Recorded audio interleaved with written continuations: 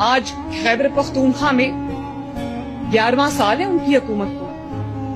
کیا کر لیے خیبر پختونخوا میں؟ پاکستان کا 4 سال میں جو بیڑا غرق کیا ہے وہ خیبر پختونخوا میں 11 سال ہو گئے ہیں.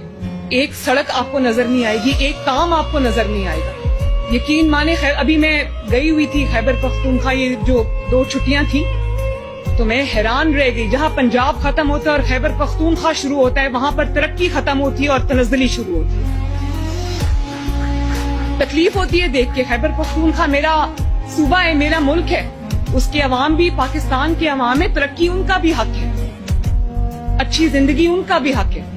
لیکن نااہلی آپ دیکھیں, صرف سیاسی نعرے بازی, صرف بدتمیزی, بد تہذیبی, نااہلی, نالائکی.